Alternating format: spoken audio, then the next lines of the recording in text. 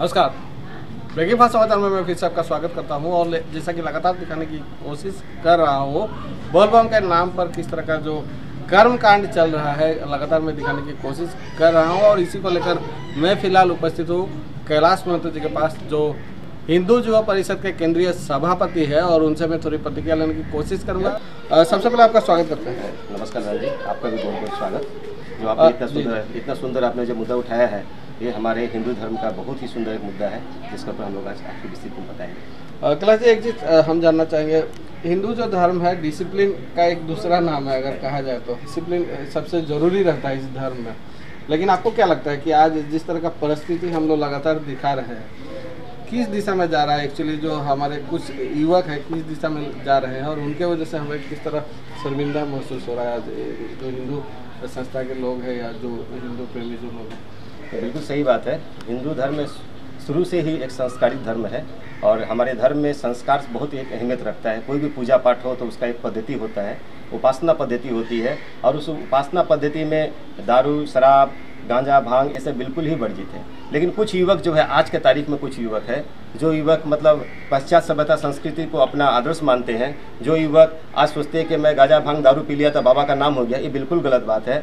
कभी भगवान शिव के सामने ऐसा कभी किसी शास्त्र में, हम लोगों ने अभी भगवत गीता भी देखा है, श्रीमद् भागवत पुराण भी देखा है, लेकिन किसी भी ग्रंथ में आकर जो हमारे धार्मिक ग्रंथ है, भागवत गीता हो या गुरु पुराण हो, किसी भी धार्मिक शास्त्र में कहीं भी एक ऐसा कहीं लाइन नहीं लिखा गया है कि कभी भी भगवान शिव का पूजा करें तो वहाँ पर आप जाकर भांग का आप सेवन करें, जाके दारू पिए, बियर पिए, ऐसा किसी भी ग्रंथ में मैंने तो आज तक कभी नहीं देखा है। ये तो हो गया मनगढ़ंत कहानी, ये मनगढ़ंत लोगों ने बना लिया है। कुछ युवक जो है मौज मस्ती, हाँ, अपने केवल अपने मौज मस्ती के लिए, मौज मस्ती के लिए आज बोलबम जाते हैं लोग, और वहाँ पर जाकर क्या करते हैं, बियर पीते हैं, दारू पीते हैं, और क्या करते हैं, एक अड्डा बना रखा केवल एंजॉयमेंट का। और उससे भी बड़ी बात क्या है कि वो लोग फुहर एक गान लेके आते हैं जो बिल्कुल अश्लील गान होती है, और अश्लील गान को लोग अपने भोजपुरी सॉन्ग में बजा करके जो करते हैं, बहुत अति लज्जाजनक बात है। और बिल्कुल इस बात की शर्मिंदा है। मैं जिला प्रशासन से इस बात का अनुरोध करता हूँ कि ऐसे जो मनचले युवक हैं, ये मनचले युवक है, कोई ये भक्त नहीं है, कोई सेवक नहीं है, ये मनचले के युवक है, इन मनचले के ऊपर लगाम अति शीघ्र लगाए, उन्हें गिरफ्तार किया जाए और भारतीय कानून के तहत उन्हें जेल भेजा जाए। आप भी काफ़ी वर्षों से संस्था करते हैं, कई धार्मिक कार्यक्रम लगातार आप करते भी आए हैं, जो अनुष्ठान करते आए हैं। बड़ी बड़ी शोभा यात्रा आपने देखी है, बड़े बड़े शोभा यात्रा जहाँ 10,000 से लेकर 50,000 जो शोभा यात्रा में जो धार्मिक लोग हैं उसमें हिस्सा लेते हैं। लेकिन उसमें इस तरह की परिस्थिति आपने कभी देखा है क्या? नाचते गाते जरूर लोग हैं, जो भजनों की जो गीत होती है उस पर नाचते गाते जरूर है, लेकिन इस तरह का जो डिसिप्लिन तोड़ कर है, इस तरह का जो परिस्थिति आपने किसी शोभा यात्रा में, जो धार्मिक विशेष तौर पर शोभा यात्रा निकाली जाती है, ऐसा देखा है क्या? नहीं, बिल्कुल नहीं। धार्मिक शोभा यात्रा में जो नृत्य होती है वो भगवान के भजन में मग्न मुद होकर किया जाता है, ना कि वो अश्लील होता है। भगवान के प्रति श्रद्धा करके नाचना, नृत्य करना वो एक अलग विषय है, और वो एक धार्मिक परंपरा है हमारी। इससे भगवान को हम लोग प्रसन्न करते हैं, उनके भक्ति भाव में, श्रद्धा में हम लिप्त रहते हैं। लेकिन अश्लील गानों पर लिप्त करना एक मतलब ऐसा हो गया कि पापियों का संसार चल रहा है। कुछ पापी जो लड़के हैं वो लोग क्या कर रहे हैं, पाप कर्म करवा रहे हैं, और बाकी लोगों से पाप करने को लोग मजबूर कर रहे हैं जी। मैं चाहता हूँ कि कम से कम जिला प्रशासन उस दिन ड्राई डे घोषणा करे। बोलबम है, आज आप देखिए कि कोई बड़े अनुष्ठान होता है, कभी फगुआ होता है या त्यौहार होता है, उस दिन जिला प्रशासन क्या करती है कि ड्राई डे घोषणा करती है। मैं जिला प्रशासन से अनुरोध करूंगा कि कम से कम बोलबम के दिन रविवार को वो ड्राई डे घोषणा करे जिला में, ताकि इन युवकों पर कुछ हद तक लगाम लग सके। ऐसा परिस्थिति भी आ गया कि लोग ड्रग्स भी लेके आप पहुंचने लगे, और पिछले रविवार को देखा गया कि वशिष्ठ जो मंदिर है, गुवाहाटी के वशिष्ठ मंदिर में ड्रग्स तक पाया गया है। कितना शर्मनाक बात है, और इस तरह के जो लोग हैं उस पर कितनी कठोर व्यवस्था होनी चाहिए ताकि आने वाले समय में इस तरह का परिस्थिति ना हो। प्रशासन को कितनी कठोर होने की जरूरत है? देखिए, ये तो बहुत ही शर्म की बात है, और मैं हिंदू संगठन से बिलोंग करता हूँ, अखिल असम हिंदू परिषद अध्यक्ष हूँ। हम लोगों के लिए बहुत ही शर्म की बात है कि कुछ लोगों के करतूत की वजह से हम लोग को लज्जित होना पड़ रहा है। आज आप देखिए कि वशिष्ठ मंदिर में जो ड्रग्स लेके गया है वो बहुत घिनौनी अपराध है। ये केवल अपराध नहीं, बहुत एक बड़ा घिनौनी अपराध है, और उन्हें तो तुरंत गिरफ्तार करना चाहिए। इन लोगों को गिरफ्तार करके जेल में भेजना चाहिए, जिनके वजह से हम लोग को शर्मिंदगी उठाने की मजबूरी पड़ रही है। मैं जिला प्रशासन से अनुरोध करूंगा कि ऐसे जो युवक है उनको तन तन करके तलाशी करे, एक एक करके तलाशी करे। आज आप देखिए, जब 31 या 1 जनवरी आता है तो जिला प्रशासन हर किसी के ड्राइवर का मुख में आप देखिएगा उनको पाइप लगा करके उनको एल्कोहल टेस्ट करता है। मैं जिला प्रशासन से अनुरोध करता हूँ, हो सके थोड़ा उनकी समस्या उद्भव होगी, लेकिन 100% में से अगर 70% लोगों का भी अगर एल्कोहल टेस्ट किया जाए तो उसमें दूध का दूध, पानी का पानी हो जाएगा, और ऐसे युवकों के ऊपर कठोर कार्रवाई होगी। फिर द्वितीय बार उनको देख करके और सारे जो भी युवक है, युवतियाँ हैं, वो लोग कम से कम ये गलत काम करने को आगे नहीं बढ़ेंगे। और एक चीज़ देखा जा रहा है कि ब्रेकिंग समाचार इस मुद्दे को लगातार उठा रहा है, लेकिन कुछ लोगों के द्वारा इस तरह का टारगेट किया जा रहा है, हिंदू लोग ही है कि हम हिंदू धर्म को मतलब बदनाम कर रहे हैं, इस तरह का समाचार दिखा के हम हिंदू धर्म को बदनाम करते हैं। लेकिन हमारा उद्देश्य हिंदू धर्म को बदनाम नहीं करना, जो हिंदू के नाम लेकर जो हिंदू को आज इस तरह का बदनाम कर रहे हैं उनका चेहरा नकाब से उतारना, उनका चेहरा आज लोगों के सामने लाना ताकि दूसरे लोग इस तरह का कर्म कांड ना करें, हमारा उद्देश्य ये है। तो ऐसे लोग जो आज इस तरह का प्रतिक्रिया दे रहे हैं, इस तरह का जो बात कर रहे हैं, उन पर आप क्या कहेंगे? बिल्कुल सही बात है। जो लोग इस तरह की बात कर रहे हैं उनको क्या, उनका मेरे ख्याल से उन्होंने अभी मानसिक रूप विकारग्रस्त लोग हैं। मेरे हिसाब से इस प्रकार के जो लोग भाई आपके चैनल को बोलते हैं, आपको बोलते हैं कि आप गलत मुद्दा उठा रहे हो, हिंदू धर्म के विषय में आप दिखा रहे हो, इससे हमारी बेइज्जती हो रही है। मैं समझता हूँ कि इस प्रकार के लोग मानसिक ग्रस्त लोग हैं। इसलिए है कि आज हमारे धर्म में कहीं कमियां है, हमारे धर्म अगर कहीं हमारे धर्म का गलत इस्तेमाल कर रहे हैं तो उन्हें आवाज़ कौन उठाएगा? हमारे गणतंत्र का चतुर्थ स्तंभ, और आप गणतंत्र का चतुर्थ स्तंभ है, आपके माध्यम से अगर हमारे समाज के बीच में अगर ये संदेश नहीं जाएगा कि ये गलत हो रहा है तो लोगों को कैसे मालूम चलेगा ये गलत हो रहा है? तो जो इस प्रकार के लोग बोल रहे हैं कि ये जो गलत दिखाया जा रहा है वो बिल्कुल मानसिक ग्रस्त लोग हैं। अब आएंगे हम थोड़ा शिवधाम के जो मुद्दे पर हम थोड़ा आपसे जान लेना चाहेंगे और इस पर आपकी प्रतिक्रिया लेंगे।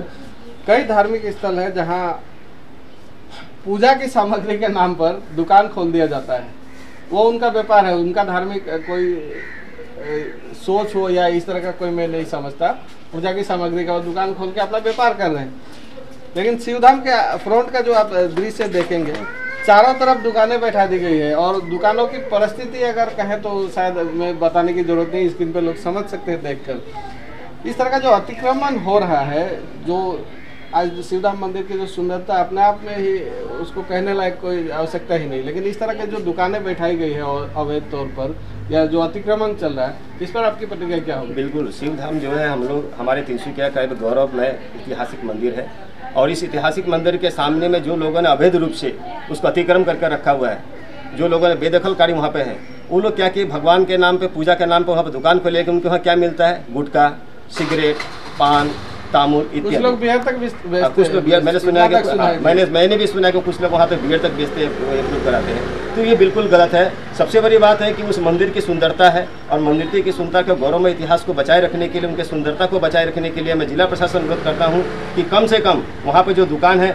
उनको वहाँ से हटा दिया जाए, उनको अलग एक जगह दे दिया जाए। रेल लाइन के अगर उस पार चले जाए, कहीं और चला जाए, बहुत सारा जगह वहाँ पर खाली है, कम से कम उस मंदिर के जगह में उस जगह को खाली किया जाए। दारू शराब से लेकर या इस तरह का डीजे बजाकर जो माहौल है, इसमें कुछ अलग शक्ति का भी हाथ जो है, इस तरह का संदेह किया जा रहा है, मुझे खबर मिली है। तो कहीं ऐसा तो नहीं कुछ ऐसे लोग जो असामाजिक तत्व है या जो अधर्मी जो लोग हैं, ऐसे लोगों को उकसा कर या कुछ बैक से फंडिंग करके इस तरह का एक माहौल बनाना चाहते हैं या हिंदू धर्म को बदनाम करने की कोशिश किया जा रहा है, क्या मानते हैं? बिल्कुल सही बात है। देखिए, मैं जब बचपन में था, छोटा था, तो मैं दुलियाजन से जब शिवधाम यहाँ आया करता था तो सुना था कि उस वक्त रास्ते में लोग शीशे के पत्थर फोड़ करके फेंक दिए, शीशे के बोतल को रास्ते में फेंक दिया करते थे। और विशेषकर वो बरहफजान इलाका में ये होता था। आप लोग को ज्ञातार्थ में बताना चाहूँगा कि डिब्रूगढ़ से भी लोग आया करते थे। मेरे बचपन के इतिहास पता है, डिब्रूगढ़ से भी लोग जल लेकर के शिवधाम आया करते थे। लेकिन लाहौल क्षेत्र में आपका लाहौल के आसपास जो इलाका है, बकुल इलाका है, उस बकुल इलाका से एरिया से इतने लोग शीशे के बोतल, बियर के बोतल फेंक देते हैं कि जो भक्तगण है वो खाली पैदल पे चल के आते हैं और उनका पैदल जो है शीशे के कट जाने की वजह से आज आप देखिए कि डिब्रूगढ़ से आने वाले लोग भी किंतु बंद हो गए। मैं इतिहास बताना चाहता हूँ। अब मैं इस मुद्दे पर आता हूँ कि जो शरारती तत्व है उस वक्त डायरेक्ट अटैक किया करते थे। अब क्या है कि इस वक्त सरकार बहुत ही सख्त है।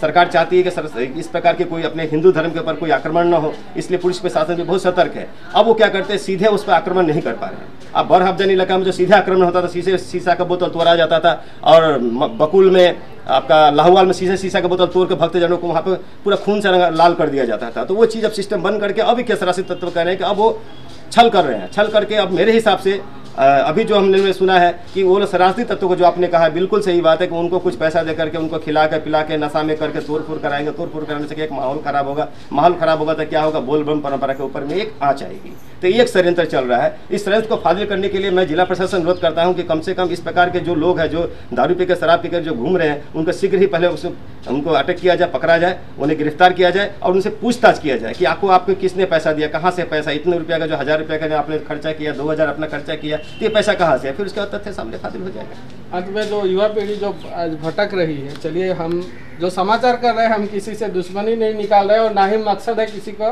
बुराई दिखाना, लेकिन जो युवा पीढ़ी आज जो भटक रही है, जो आज धर्म को बदनाम कर रही है, हम उनको सही राह दिखाने के मकसद से समाचार कर रहे हैं। तो जो युवा पीढ़ी आज जो भटक रही है, उनका मैसेज क्या देना चाहेंगे? मैं युवा पीढ़ी से हाथ जोड़ करके यही विनम्र निवेदन करना चाहूँगा कि देखिए, हिंदू धर्म जो है विश्व की सबसे प्राचीन धर्म है और इस धर्म में उपासना पद्धति है, इस धर्म में जो है एक जीवन जीने की पद्धति है, इस धर्म में प्यार लेना प्यार देना संस्कारिक पद्धति है। कम से कम भगवान को भाई आप लोग बदनाम न करो। मैं तो कहूँगा कम से कम भगवान के नाम पे आप लोग भगवान को बदनाम न करो और खुद भी बदनाम न हो। आप लोग अच्छे से जियो और सभी भक्तगणों को अच्छे से जीने दो। जी धन्यवाद। और ये थे कैलाश महतो, जो हिंदू युवा परिषद के केंद्रीय सभापति है और इस जो पूरे जो हमने अभियान छेड़ रखा है, जो शरारती तत्व कहे या जो मौज मस्ती के साधन में धर्म को जो बदनाम कर रहे हैं, उनके खिलाफ जो हमने अभियान छेड़ रखा है, उसी विषय को लेकर एक्चुअली हम जो कर रहे हैं, एक्चुअली उनका प्रतिक्रिया क्या है और क्या कहना चाहेंगे जो समाज है, जो युवा पीढ़ी है, इस बारे में हमने उनसे प्रतिक्रिया लेने की कोशिश की। आगे भी कोशिश करेंगे कि और भी कुछ विशेष मुद्दे हैं जिसको लेकर हम उनसे थोड़ी बातें करें। फिलहाल मैं लूँगा विदाई, हमारे साथ बने रहिए। अब देखते रहिए बेगी पर समाचार।